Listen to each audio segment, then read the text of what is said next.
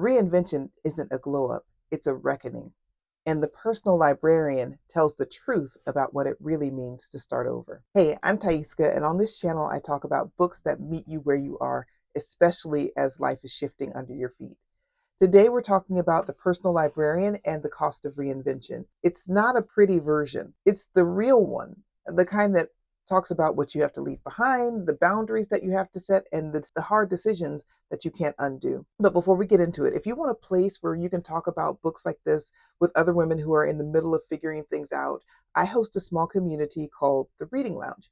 The link is in the description, and you are welcome to join us. Reinvention can give you a new life, but it always asks for something in return. But what we're rarely told is exactly what we have to do, what we have to give up to become someone new. So I'm going to talk about the three costs of reinvention. The first one is that reinvention costs separation.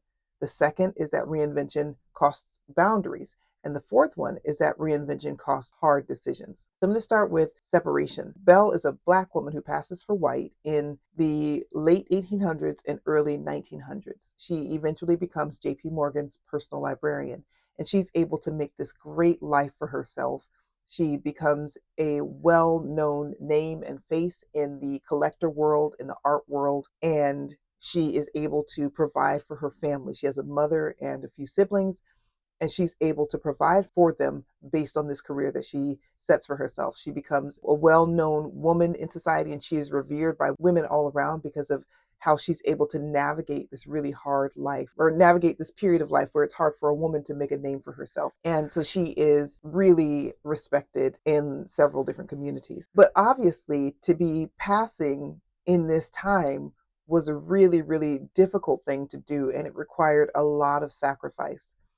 So for Belle, her mother was the first one to make the sacrifice because it was her mother's decision to decide for them to pass as white.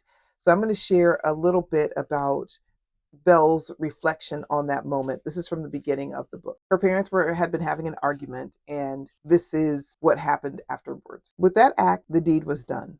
I would no longer be called Belle Marion Greener, proud daughter of Richard Greener, a lawyer, an advocate for equality, and a member of the talented 10th, and of Genevieve Fleet Greener, part of the elite Washington, D.C. community of free people of color. No. Shortly thereafter, I accepted my mother's decision as if it were my own, and I became the white woman known as Belle da Costa Greene.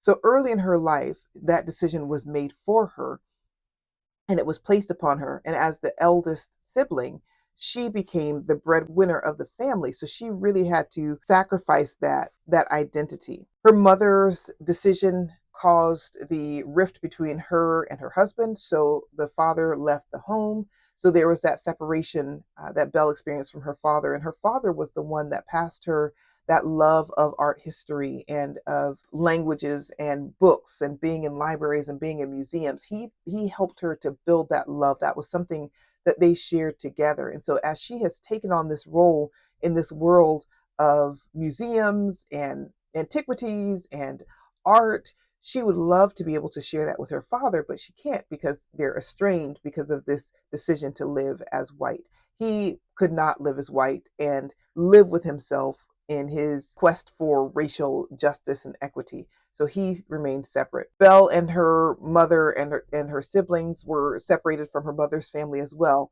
They only went back home after Belle's grandmother died. And it was very awkward for her mother and her siblings to kind of reconcile that separation and the life that Belle's mother chose for them. In the scene, they eventually got over it because they knew that the grandmother would not approve of them carrying on in that way. So they were able to move forward and celebrate the life of their mother. But that hole, that separation, that rift remained. She was also separated from the only community that she knew, and she had to move into a new community, one where she couldn't really be herself. Early in the book, she's living in a home with some of her work colleagues. She was working at the Princeton Library, and she was living in the home of some white women. And while these ladies were her friends, there's only so much that she can divulge. In one scene, Belle is kind of fussing about what to call Aunt Charlotte, the lady who is allowing her to stay in her home. And one of her friends is kind of reacting to Belle's confusion about what to call Aunt Charlotte. So here's the scene. Belle, why are you fussing about what to call Aunt Charlotte? There's nobody in here but you and me. Gertrude mock scolds me. I don't say what I'm thinking.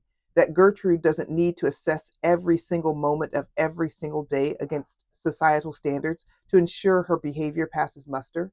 She has no need to analyze her words, her walk, her manner, but I do.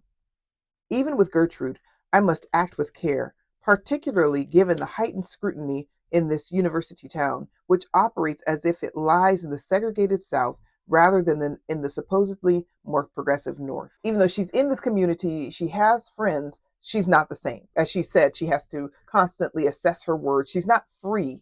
So she's living in this world as a free woman, as a white woman, but she's not free. And that realization, that understanding colors her whole experience. So she is separated from her family, she's separated from her community. When she prepares to interview with Mr. Morgan, her mother gives her very specific instructions, and Belle carries the weight of what that opportunity to become JP Morgan's personal library would mean to her and her family, and she also considers her mom's warnings in that. But my hope isn't just for our financial situation. I anticipate that this role with JP Morgan will provide me with access to a higher level of society, one that will cement our status as white beyond what living and working as whites has done so far. And then I'm going to skip a passage. As I wait, I wonder who will respond. Does Mr. Morgan have a colored staff? Mama's words come to me. If you see any colored people, stand tall. Don't make eye contact. If eye contact is made, only acknowledge with a nod and then turn away. And never, ever enter into a conversation. So she's been taught to separate herself completely from colored people and to not engage at all because a white person would not at that time. And so to engage at any level really would allow her to be subject to scrutiny because Belle is a little bit darker. She's described as olive skinned. Her hair is got probably a kinkier texture because she talks about trying to tuck her curls away. And so she's always under scrutiny. So she can't give any ability for anybody to poke any further. So the first cost is complete separation. She has reinvented herself as a white woman, but she is completely separated from everybody that she loves. She over time, she even becomes more emotionally distant from her mother. Belle's reinvention causes her to leave people, it causes her to leave places, and it causes her to leave versions of herself behind. Reinvention doesn't just change your resume, it changes who has access to you and who doesn't. And sometimes growth means that you outgrow places that once felt like home. And Belle had that experience. So the second cost is boundaries. Belle has to be very conscious about what you no longer explain, what you share, what you give away. So she has to keep this secret of passing. And she has a story prepared. She doesn't give any extra details. If people ask about her heritage, her grandmother is from Portugal. That's the whole story. And she has to explain that time and time again. And people, they try to trip her up. They'll say, did you say your family was from Cuba? Or did I remember you saying you had tropical roots? And that was from people who felt like they knew that she was passing and they were trying to trip her up. But she was very consistent in her story. My grandmother is from Portugal. And that's it. She didn't give any extra details because it would all be a lie. And it's once you start lying, it's easy to forget all the lies that you've told, et cetera, et cetera. And you don't want to give anybody any foothold to peel back the layers of her story. So she just kept it very simple. Of course, she kept the distance from her girlfriends, the one that she lived with. She had to have boundaries at work. So there were a couple of times in the book where it looked like her and Mr. Morgan had some romantic attraction to each other, but she had to draw a tight boundary around that because he was her employer, he's older than her. There are all kinds of reasons for that. But one of them is she's got this secret that would be costly if she was exposed. I mean, it possibly could have cost her her life if she was exposed. But she also had to have boundaries with a man that she did love. And again, that was a very unique situation. So there are reasons why that relationship could not go further, but she could not share who she really was. And she got close because she got pregnant, and she knew that if she decided to have the baby, that she was going to have to share, or if they decided to have the baby, that she was going to have to divulge her whole secret. She was going to have to let him know that she was passing, because there's no telling what skin color the baby would have, and just all kinds of things. She had to draw some boundaries around that relationship as well. Boundaries aren't about being cold, they're about protecting who you are becoming. And you can't reinvent your life and still be available to everybody. You just can't. So here's one quick passage of that fleeting kind of romantic expression between Belle and Mr. Morgan. The intensity of his gaze makes me inhale. I've seen this expression before at the Vanderbilt ball. And this time there can be no mistake. His glance is filled with appreciation, but then he clears his throat, and his tone and his words are businesslike. Don't forget, when you are assessing the item in person, look into the eyes of the man selling it to you. You're judging the seller nearly as much as the object itself. I nod, feeling a little unsettled at Mr. Morgan's uncharacteristic admiration. In the almost 6 months that have passed since the moment we shared at the Vanderbilt ball, I have done everything to maintain the professionalism between us, and Mr. Morgan has reciprocated, making me believe sometimes that I imagined our brief attraction. And then there's another part later on where they actually share a kiss, and Mr. Morgan asks, can we? Should we? And she ultimately is the one that says no, and that changes the nature of their relationship. She can tell that he's really hurt by that, and after that, their relationship takes a much harsher tone. She also has to make boundaries in how she presents herself professionally. And when she learned early on that when she's going to these high society balls and other events that she should go attended. So she would sometimes take her mother or her sisters. In this instance, she is taking her brother at her mother's insistence. And this is her thought process about that.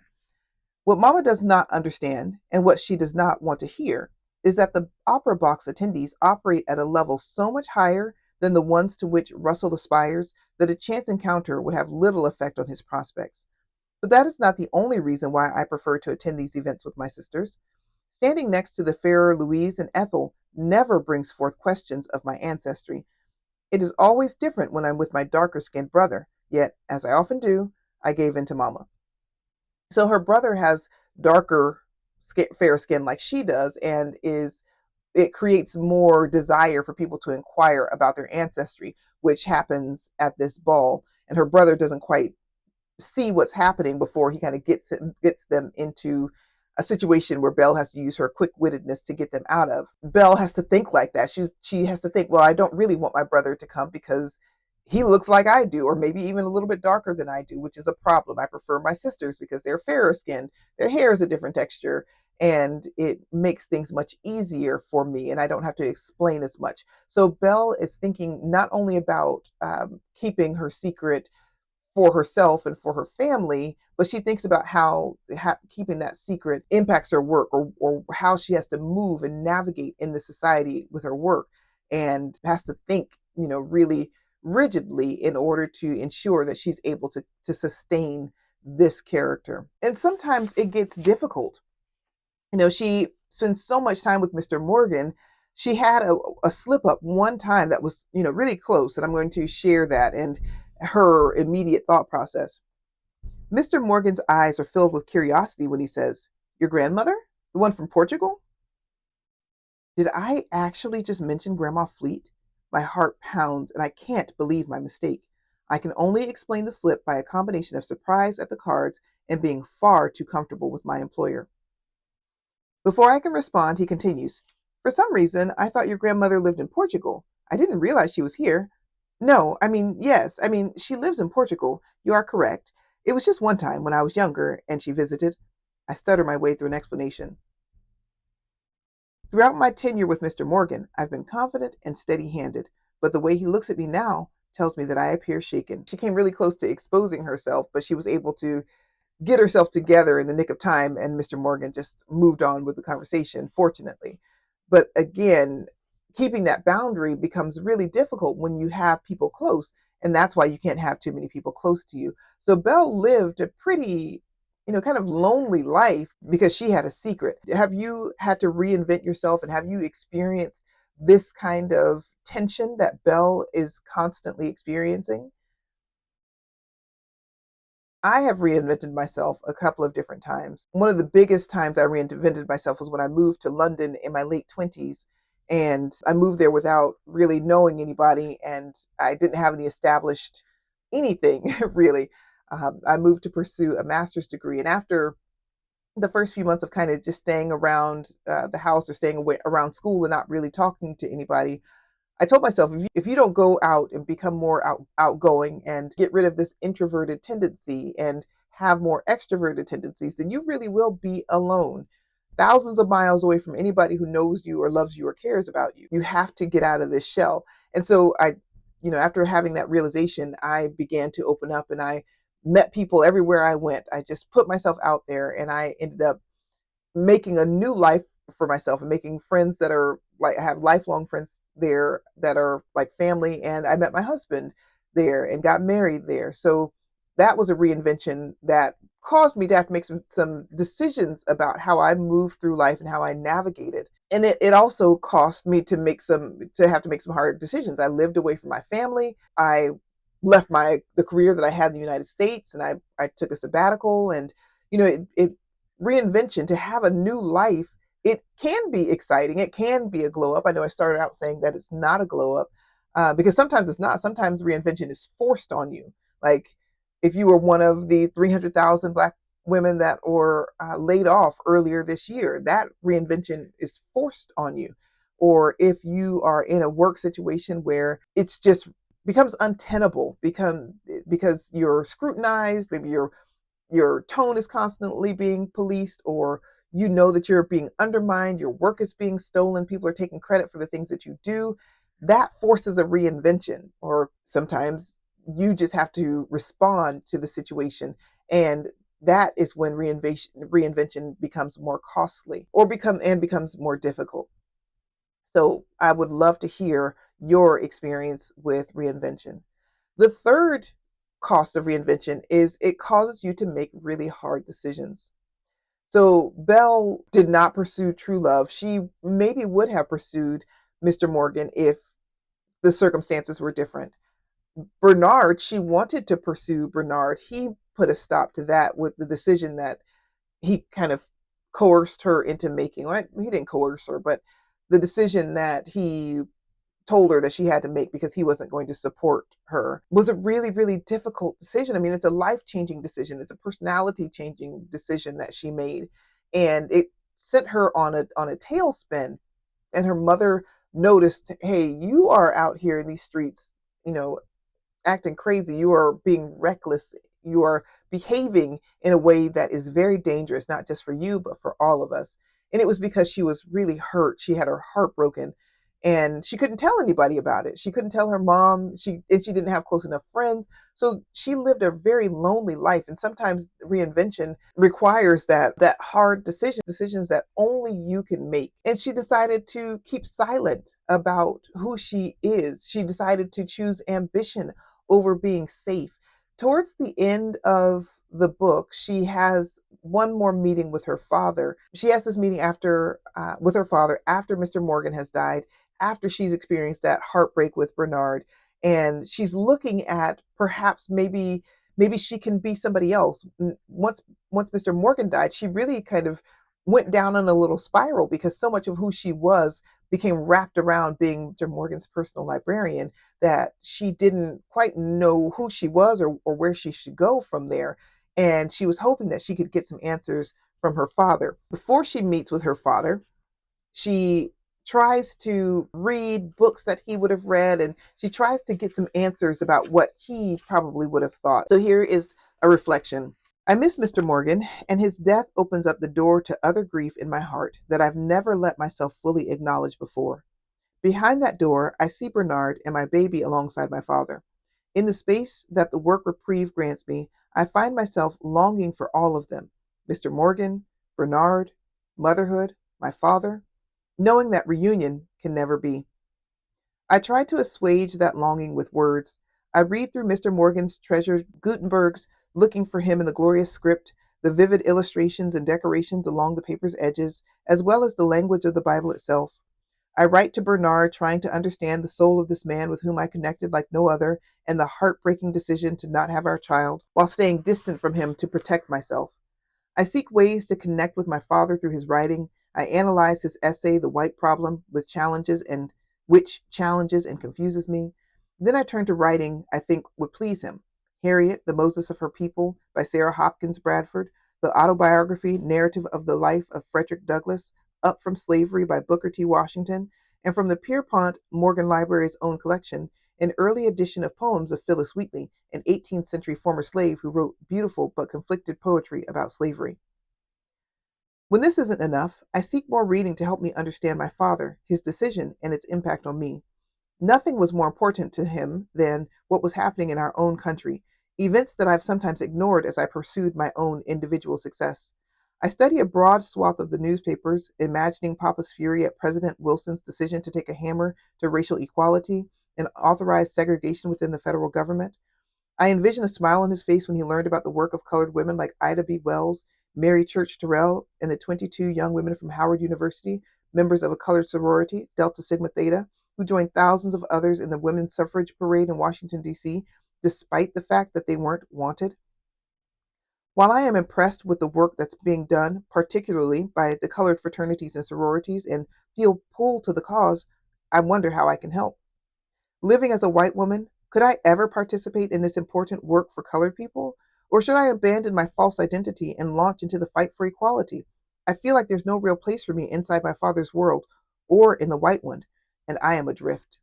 In this period of passing and reinventing herself, she's had to make that hard decision of staying separate from her community. And now that she sees a lot happening and wants to re engage, she doesn't really know how. And so she's stuck in the middle because obviously she's too white for black people and kind of too dark for white people. So she's stuck in the middle. And then there is an opportunity that she has to meet with her father. And she is hoping that while she's in this period of trying to figure out who she is and wondering if she's going to reinvent herself again and go back to being a colored woman, she's looking to him for advice. And this is the conversation they had. Yes, in answer to all your questions, my plan is to turn the Pierpont Morgan Library from a private library into a public institution so that thousands and thousands of people will see the beauty and significance of the early written word, the importance of reading and books as a great equalizer among humankind. But I'm not living my life openly as my voice drops to a whisper, colored person. And I'm beginning to wonder if I should be. I pause and ask Papa the question directly. Should I come forward with the truth so I serve as an example, as you have done, as you wrote about in your paper? He sighs. Belle, all I've ever wanted for my children was the opportunity to soar, no matter their heritage, and to live a life of meaning. That has been my fight. But in our current society, with our current laws, it's enough that you succeed, that you are able to follow your passion in your work, that you leave a legacy that will benefit the multitudes. One day, even the colored multitudes. It breaks my heart to say it, but right now, I do not think you can have both. I am astonished. This is not the guidance I expected from the man whose life has been dedicated to equal rights. When I arrived in Chicago, I believed I'd leave it with the mandate to own my ancestry, a path I'd begun to consider as a viable option for me. Proceed with your work and your unique mission, Belle, and continue to accomplish great things. This is not the time to change course.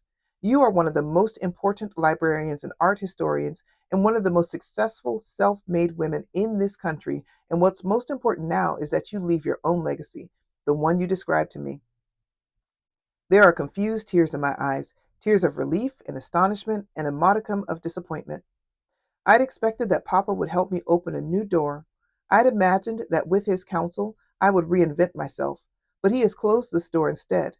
He has just given me permission to continue to thrive as Belle da Costa Greene. One day, Belle, we will be able to reach back through the decades and claim you as one of our own. Your accomplishments will be part of history. They'll show doubtful white people what colored people can do. Until that time, live your life proudly. He gives me a smile full of love and warmth. I'm so proud of you. I squeeze Papa's hand. Then I close my eyes, savoring his words and absorbing his hope.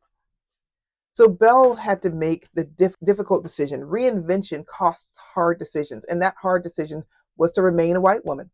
She spent that so much time building her life as a white woman, and her father told her, just stay as you are. We'll come back and get you, in history. History will be able to say who you really are. But for now, keep going on the path you're going.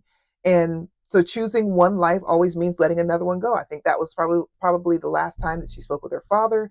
And every reinvention includes grief, the grief for the life that you could have lived. That's a part of the process, and that's a part of accepting it. So if reinvention feels heavy or uncomfortable or really, really difficult, you're not failing. You are telling yourself the truth.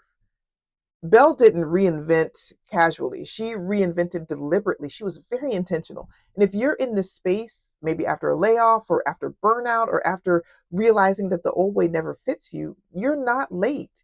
You are honest. You are right where you're supposed to be, and you have a great opportunity. If this book stirred something in you and you want a place to talk it through, not to debate it and not to analyze it to death, but just to talk, then come and join us in the reading lounge. We're reading together, we're thinking together, and we're not doing this part alone. I'd love it if you'd like and share this video. I'd love to read your comments. So please tell me what you thought about the book, what you thought about this video. Let me know about your own stories of reinvention, and let me know if you would like to hear more. Peace.